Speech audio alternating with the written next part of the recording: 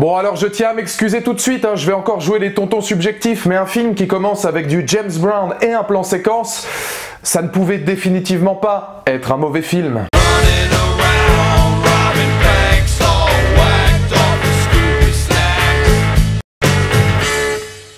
Bonjour à toutes et à tous, c'est Valou et bienvenue pour cette toute nouvelle vidéo, cette toute nouvelle critique consacrée à Un gars, une fille, saison 2021. La saison violente, là tu rigoles beaucoup moins, non, c'est pas le même flow. Ou plus sérieusement, la critique de Malcolm and Mary, le nouveau film Netflix de Sam Levinson, qui avait entre autres travaillé sur Euphoria à la réalisation et au scénario, avec parmi les rôles principaux Zendaya, qui avait entre autres joué dans Euphoria, et à la musique, Labrinth, qui avait entre autres composé pour Euphoria. Tu m'étonnes que le rôle de Zendaya ressemble à celui dans Euphoria, là, ils se sont donné l'idée. Pour accompagner Zendaya, l'excellent, je trouve, c'est un de mes acteurs de prédilection actuellement, John David Washington, qui lui avait joué notamment dans Ballers.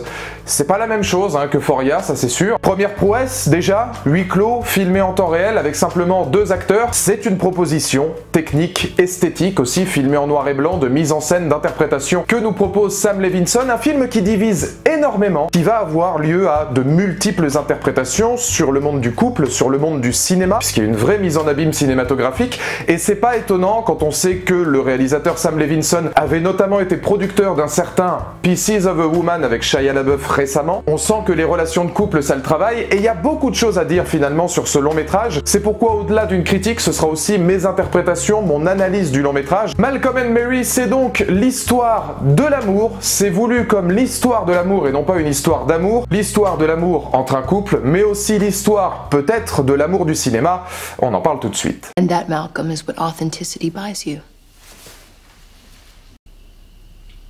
Well damn, why'd you do that in the audition? Je vais commencer par la partie la plus cinglante du long métrage, c'est-à-dire l'histoire de l'amour lui-même. L'amour qui peut tuer, c'est vrai qu'à la fin de ce long métrage, on peut se demander si finalement la plus grande maladie de l'être humain, ce serait pas tout simplement d'aimer l'autre pour ses qualités, pour ses défauts, pour ce qu'il peut nous apporter, mais aussi pour sa manière parfois de nous détruire. Et toutes ces interrogations viennent pourtant d'un scénario simple qui pourrait tenir sur un timbre. On est dans la maison d'un réalisateur qui revient de la première de son film avec sa compagne, et le film va se dérouler en temps réel autour d'une dispute qui va voir le jour suite au simple fait que John David Washington n'a pas remercié dans son discours pendant la première sa compagne Zendaya. À partir de là, les choses vont évidemment s'envenimer, vont prendre des tournures beaucoup plus dures, beaucoup plus différentes. En termes de mise en scène, ça va être très théâtral de la part du jeu des comédiens où John David Washington va pas hésiter à en faire des tonnes. J'ai pas trouvé ça dérangeant, je vous expliquerai après sur justement pourquoi aussi l'utilisation du noir et blanc. Je trouve que se focaliser sur un acting beaucoup plus théâtral, beaucoup plus surjoué, c'était peut-être, pour moi en tout cas de mon interprétation, le jeu juste pour ce genre de long métrage. Zendaya impériale fait du Zendaya à la Euphoria, et au détour de cette réalisation assez léchée avec des caméras, des focales très proches des corps, de multiples plans séquences, de multiples plans aussi où on va avoir l'importance du silence, ça va être un film de toute façon qui est très particulier parce qu'encore une fois, pour amener toutes ces interrogations, ces remises en question des personnages, je trouve qu'il y a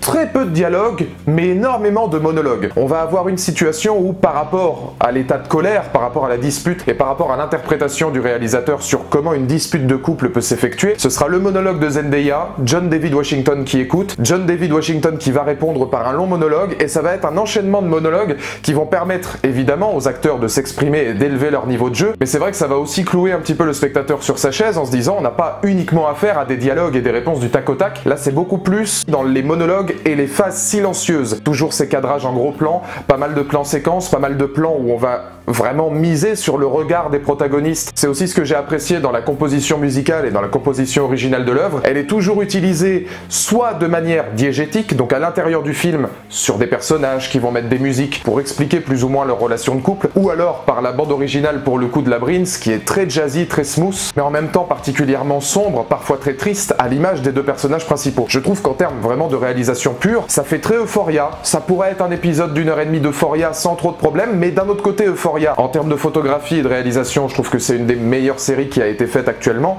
donc là-dessus coup de chapeau. Et de cette réalisation, de ce prisme narratif, c'est vrai qu'on va étudier toutes les nuances du couple, toutes les nuances de l'amour, où pour moi le film effectivement n'est pas une histoire d'amour, mais pourrait presque se focaliser comme l'histoire de l'amour. Et c'est pas étonnant que pour moi le réalisateur soit aussi le producteur de Pieces of a Woman, puisque je l'avais déjà dit dans cette vidéo, je trouvais que c'était un film qui était très authentique, très fidèle, très réaliste à la manière dont un couple va pouvoir se déchirer, là c'est exactement la même chose, sauf qu'en plus c'est en temps réel, donc on inclut directement le spectateur dans cette mise en abîme, à savoir qu'on va avoir deux oppositions, et c'est ça qui est très intéressant, vous y reviendrez après dans la partie cinématographique. On va avoir Zendaya qui est beaucoup plus à l'émotionnel, à l'affect, vraiment quelque chose qui lui sort des tripes, un véritable amour, et on aura John David Washington qui lui est beaucoup plus authentique, beaucoup plus rationnel, beaucoup plus colérique, beaucoup plus cinglant, qui va pas hésiter à faire du mal verbalement à sa femme, là où le film rebascule totalement la chose finalement, puisque le dernier discours de Zendaya est fantastique, quand elle dit à John David Washington que lui aurait dû finalement la remercier d'être la personne qu'elle est, avec ses défauts, ses qualités, avec son côté un peu folle, son côté légèrement brisé, son côté vraiment émotionnel. Il y a un message, je trouve, en tout cas de mon interprétation, qui est intéressant, qui nous dit qu'effectivement, pour moi, Malcolm and Mary, c'est pas un film sur une histoire d'amour, c'est l'histoire de l'amour, et qui nous prouve que l'amour, en fait, n'a pas de socle. C'est un film qui nous montre, en fait, que, en tout cas, moi, c'est mon point de vue, on ne peut pas baser une histoire d'amour en se disant, on base sur un socle de partage, de confiance, de vouloir rendre heureux, de vouloir toujours être heureux, etc.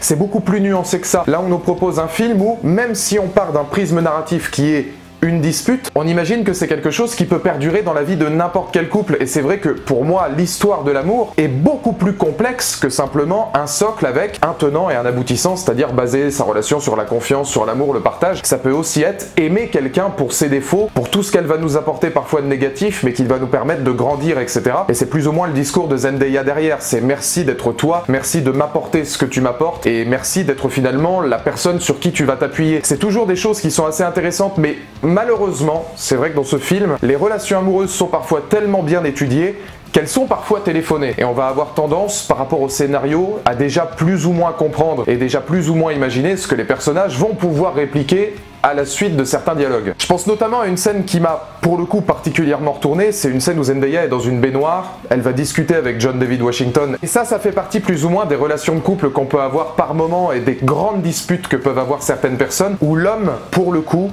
je sais pas d'ailleurs si on pourrait dire l'homme, ça peut être l'homme ou la femme, en fait je pense que ça dépend beaucoup plus des comportements et des caractères, l'homme va revenir et lui dire écoute, t'as voulu me faire du mal, je peux faire 5 fois pire, et lui balancer des choses mais ignobles sur le visage, littéralement ignobles, à la suite de quoi? À la suite du fait que Zendaya lui avait fait énormément de remarques et que lui, le cinéaste, l'homme, n'avait retenu qu'une chose, c'est qu'elle l'avait traité de cinéaste médiocre. C'est-à-dire qu'elle avait tout un dialogue où elle allait expliquer que toute leur relation de couple n'allait pas, leur relation amoureuse, etc. Et lui n'avait retenu que sa propre personne, un petit peu imbu de lui-même, et dans ce pragmatisme, si tu veux, de se dire elle a dit que j'étais un cinéaste médiocre. Est-ce que ça, elle le pense vraiment? Et toute la dispute autour de la baignoire, ça va être dû au fait que John David Washington va venir en disant « Tu pensais vraiment que j'étais un cinéaste médiocre ?» Parce qu'il a absolument pas écouté le reste, il a écouté que les choses qui étaient égoïstes de sa propre personne, de ce que peut-être certaines personnes pourraient faire dans une relation de couple. Et à la suite de ça, effectivement, il y a plusieurs dialogues qui s'enchaînent et lui revient pour être absolument cinglant avec elle, lui dire des phrases assassines dans le seul but de la faire souffrir, de lui faire du mal parce qu'il a été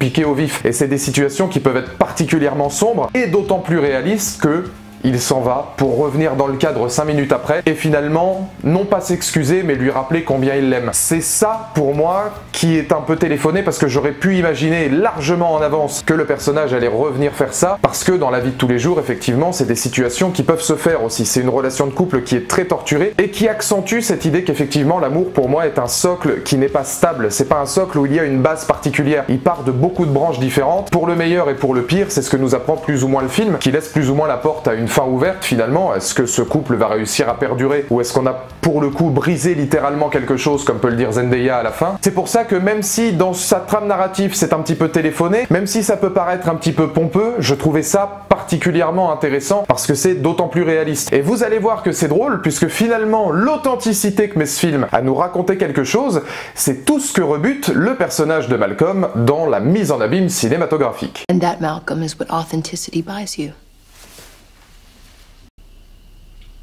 Well, damn, why'd you do that in the audition? Là maintenant, on va parler cinoche, parce que c'est quand même une belle mise en scène cinématographique que nous offre le film. Et ça part d'emblée dans un constat très simple, c'est lui le réalisateur noir qui n'a pas du tout envie d'être catalogué comme « je fais un film parce que je suis noir et vous avez apprécié mon film parce parce que je suis noir. Donc il y a déjà potentiellement cette espèce de questionnement autour de la place du réalisateur noir. On va beaucoup parler de Spike Lee, notamment Do the Right Thing. Et au-delà finalement de ce rapport à la race, on va aussi questionner la vision du cinéaste et la place du cinéaste à Hollywood dans l'industrie cinématographique pour plusieurs raisons bien distinctes. Et j'ai trouvé le rapprochement très intéressant par rapport aux relations amoureuses. Tout à l'heure, je vous disais que Zendaya était très émotionnel, alors que John David Washington, pour le coup, était authentique. Il voulait de l'authenticité, il était très rationnel dans sa relation amoureuse, parfois très dure. Il y a des situations qui sont complètement inversées dans la mise en scène cinématographique et je trouve le rapport de force intéressant. John David Washington est quelqu'un de très émotionnel dans ses films. Pour lui, et je me rapproche assez de son avis sur le cinéma, on doit laisser libre cours à l'émotion parce qu'il pense que le cinéma est intéressant si on n'apporte pas forcément l'authenticité, mais de l'émotion et sa vision de la réalité. Parler du cinéma comme ça, avec l'émotionnel, le vécu,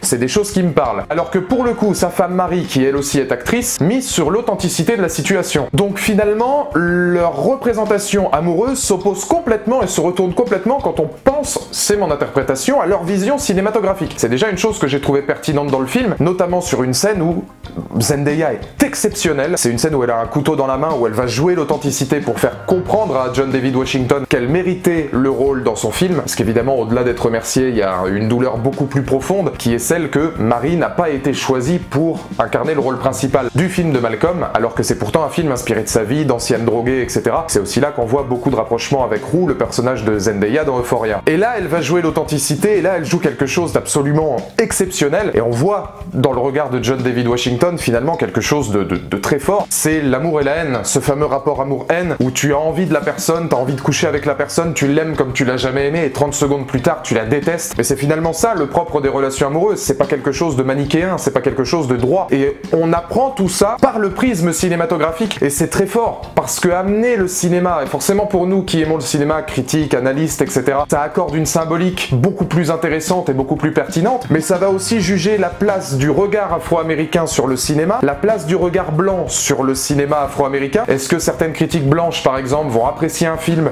parce que c'est un film réalisé par un noir? Est-ce que si c'est un film réalisé par un noir, on peut se permettre de dire plusieurs choses, plus de choses que si on était un réalisateur blanc sur certains domaines? Je fais partie de ceux qui disent que, pour moi, il y a seul le talent qui compte, hein, que ce soit une femme, un homme, un noir, un blanc, un asiatique, on s'en fout. Ce qui compte, c'est l'amour que tu portes au cinéma, ce qui compte, c'est ce que tu vas pouvoir véhiculer dans ton film, tout simplement. Après, c'est vrai qu'il y a des questions aussi autour du cinéma. Le cinéma est-il politique? Ça fait très longtemps maintenant que le cinéma est devenu politique, hein, on n'a pas attendu ce film-là pour le découvrir, mais lui réfute totalement ça. Et je trouve la contrebalance intéressante, c'est lui, le cinéaste américain, qui réfute mais complètement l'idée de faire du cinéma politique, parce que pour lui, tout n'est pas forcément politique. Il veut pas forcément faire un film non plus sur les races, etc. Il veut simplement faire un film parce qu'il aime ça, pour parler notamment de sa femme et puis de la difficulté du personnage de son film. Ce qui emmène finalement le côté le plus délicat, c'est de se dire que les cinéastes, les acteurs, les producteurs, etc. sont des putes à Hollywood. Et Zendaya lui dit mais t'es une pute en fait. Tu vends ton corps, tu vends ton âme pour réussir à avoir une petite parcelle de célébrité. Elle lui dit d'ailleurs à plusieurs reprises, hein, pour l'instant tu fais des films entre guillemets d'auteurs qui te parlent, mais tu finiras à faire des films légaux, exactement ce que tu détestes, et faire des films en sombrant dans les paillettes, et puis faire des tournées, etc. Et là aussi c'est une critique du monde hollywoodien,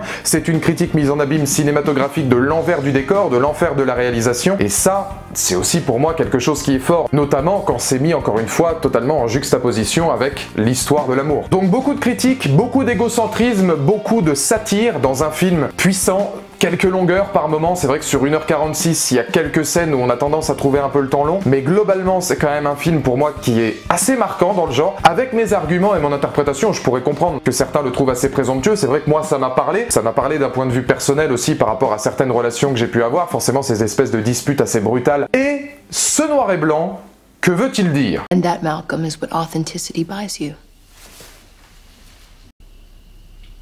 Well, damn, why'd you do that in the audition? J'avais envie de terminer là-dessus autour de deux interprétations simples, ce sera très rapide, hein, du noir et blanc que je peux faire dans l'œuvre, parce que pour moi, au-delà de l'esthétique, c'est vrai, des cadrages, des plans, enfin c'est un film qui visuellement est quand même très beau. Je suppose que derrière, il y avait une volonté de vouloir être film en noir et blanc, et pour moi, la plus intéressante, c'est celle aussi qui permet de se dire, l'amour véritable, c'est s'aimer, mais c'est aussi être en colère, c'est aussi la haine, c'est cette balance entre le noir et le blanc, et entre la colère et l'amour, potentiellement, l'amour qui n'a pas de socle, et justement restitué en noir et blanc, qui permet d'avoir des nuances de gris, qui permet d'avoir des nuances d'entre-deux, l'entre-deux qui est extrêmement important dans ce long métrage. Voir le film en gris, voir le film en noir et blanc, voir ce film dans cet état esthétique, c'est peut-être dire au spectateur, finalement, ce qui compte, c'est le juste milieu, et c'est pas cette balance uniquement de noir ou de blanc. Et la deuxième option, c'est ce rapport à la mise en abîme cinématographique, où, je le disais, par rapport au prisme des acteurs qui vont en faire effectivement des caisses, des tonnes, enfin je repense à John David Washington qui va faire des tas de mouvements, etc. C'est vrai que c'est très théâtral, c'est très caricatural. Cette volonté de filmer en noir et blanc peut, pourquoi pas, potentiellement, se rapprocher à une certaine forme de cinéma des premiers temps. Cinéma beaucoup plus burlesque, cinéma beaucoup plus théâtral, caricatural, et justement on réadapte ce noir et blanc avec le jeu de Zendaya et John David Washington, comme si,